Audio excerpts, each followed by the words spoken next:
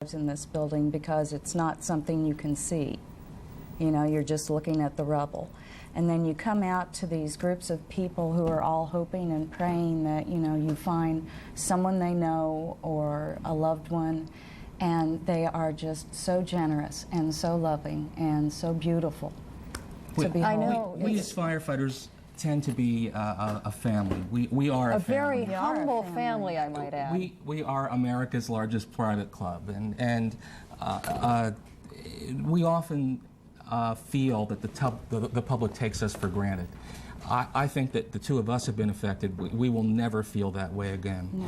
Driving out of that area in one of the fire trucks the other day, just for 10 blocks, 6 people deep on both sides, applauding, holding up signs, "We love you." Handing out water. And that's what we try to do with our videotape, and that is to try to communicate to the brother and sister firefighters around the country that this is how these firefighters are being greeted. Before I let you go, I know you never want credit for what you think you are expected to do. But you can't come out of, and we're looking at right now, look at this picture now, the thousands of firefighters on duty now. But when you have seen what you have seen, how do you deal with it? I mean, like you just told me, you feel that this is the start of a change in the way firefighters are taught, that now they're becoming soldiers.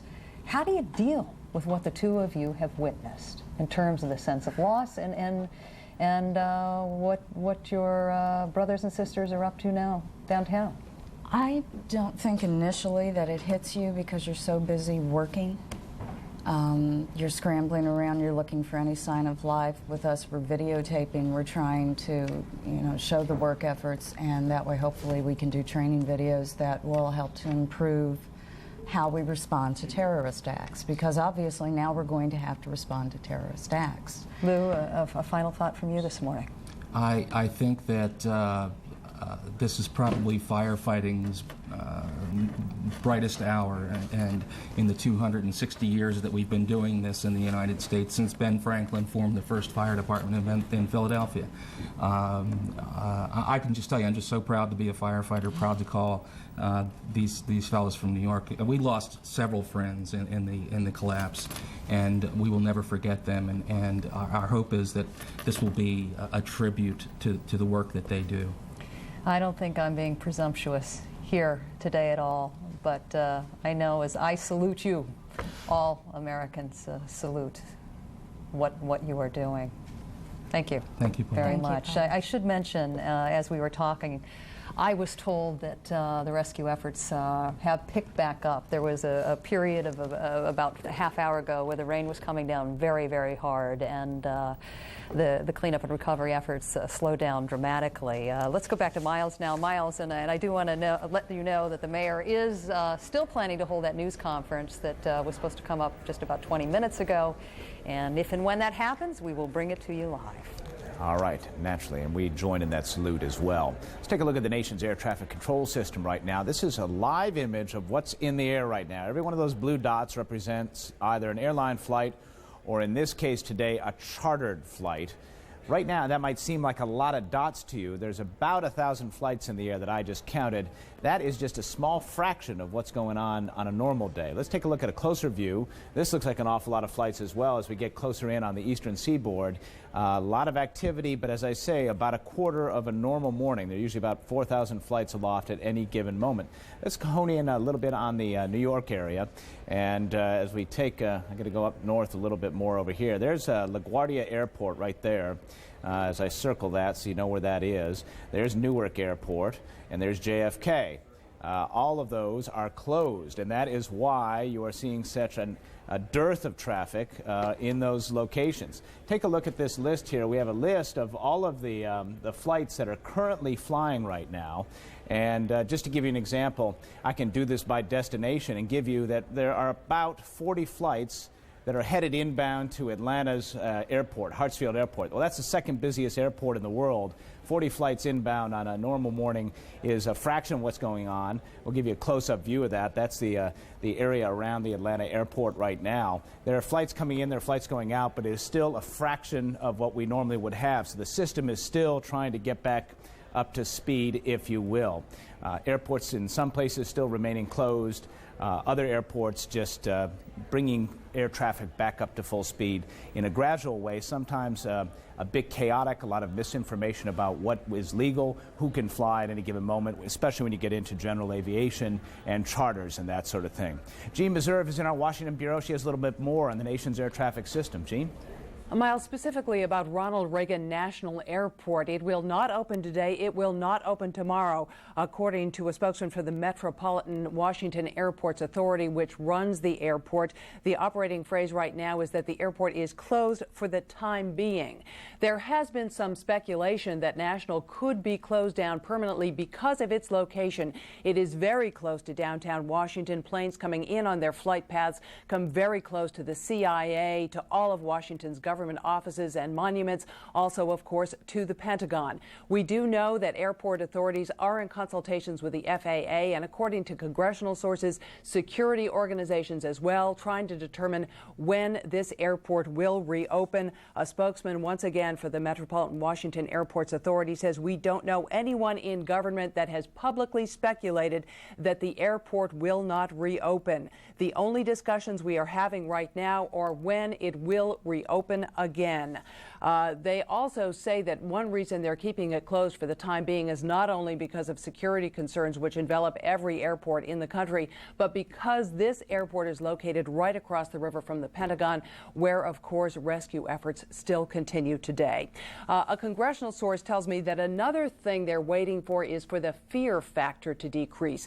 Clearly, people all across the country are very much on edge about air travel, specifically here in Washington, where the Pentagon was hit with one of those aircraft, and so they are waiting for people to calm down a bit. That is another factor in the deliberations, according to this congressional source, on when to open Reagan National. But once again, not open today, not open tomorrow, won't speculate on when it will reopen, but they say at the present time there are no discussions saying it will not ever reopen. Back to you, Miles. All right, thank you very much, Jean Meserve's got a phone call to get. Just to underscore that point briefly, if anybody who's in the audience who has flown into Washington knows, you fly and approach right down the Potomac River, right to DCA, which is National Airport.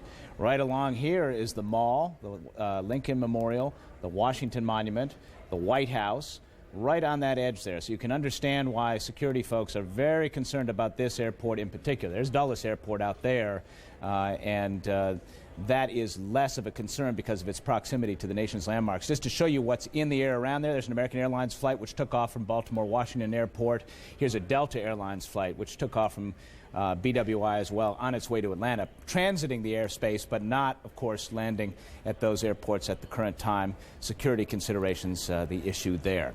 At 11:45 Eastern Time, coming up in just a little bit, a little more than 2 hours from now, there'll be a period of mourning, a service at the National Cathedral, also in Washington, Northwest Washington.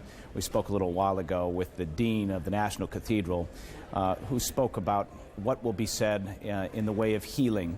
The President, members of the Cabinet, members of Congress will be in attendance for this national moment of mourning. And we, of course, here at CNN plan to bring you that event live, and that'll be at 11:45 Eastern Time.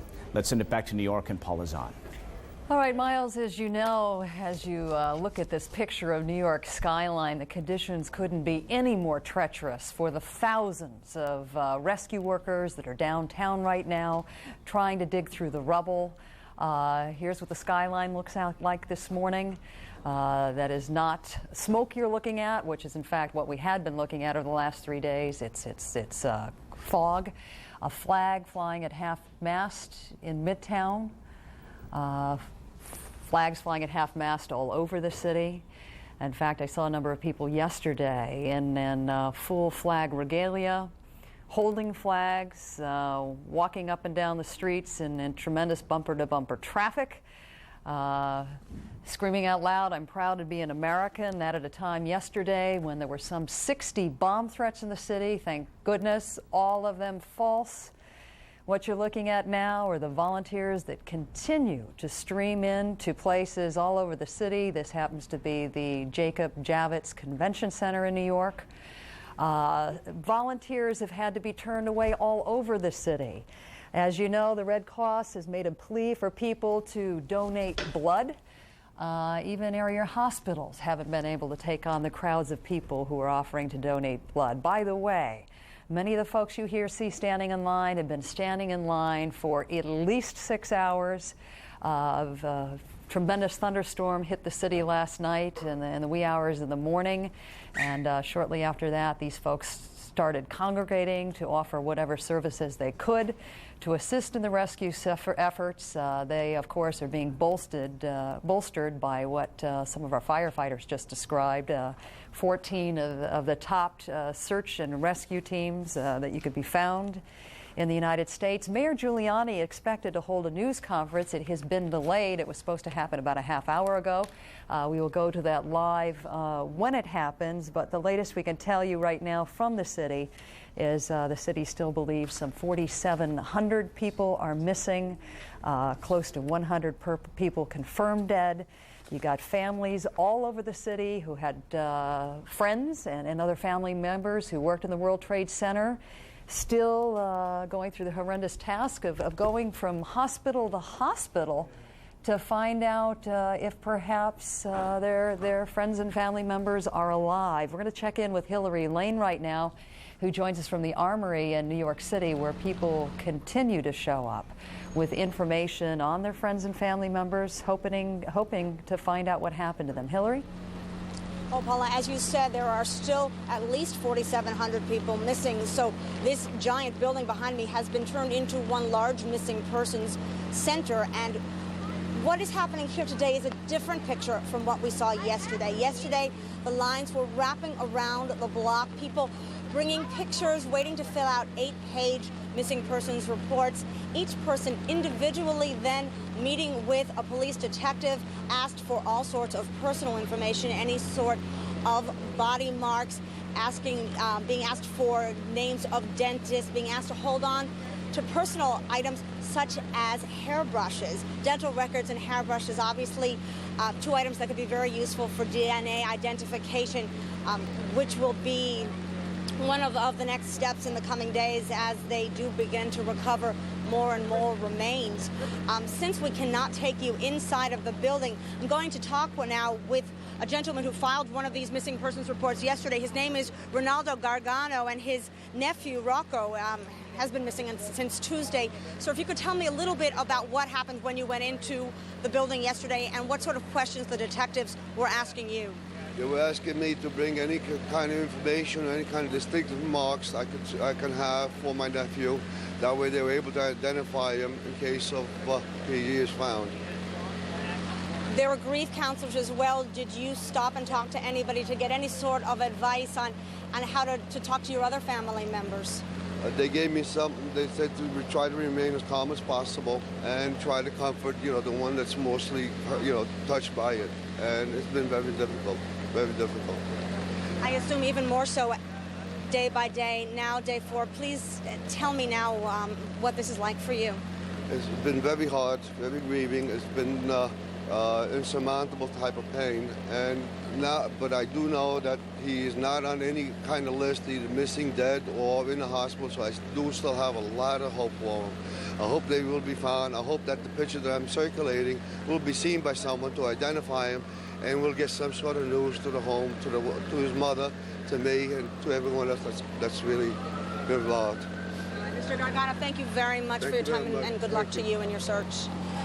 So, Paula, that is what is happening around here. You have people walking around with missing persons posters. They're showing these faces anywhere they can. They're trying to maintain any hope that they possibly can, but as every day passes and as this rain falls, it becomes even more difficult. One of the gentlemen I was talking to earlier this morning has said that what he had as hope is now turning to anger, and it's growing. He came back today to present even more information, but he's basically said as day 4 has come, he doesn't really think there's much of a chance of finding his sister, who hasn't been seen since Tuesday. Back to you. Boy, Hillary, it is absolutely brutal to hear what these people are telling you this morning. Thank you. We'll come back to you a little bit later on this morning to see what else you have learned. Before I head back to Atlanta, I wanted to quickly bring you up to date on some of what is being done in New York today in various boroughs of New York. You've got people collecting donations of clothing and supplies. You've got memorial services being held throughout the city. You have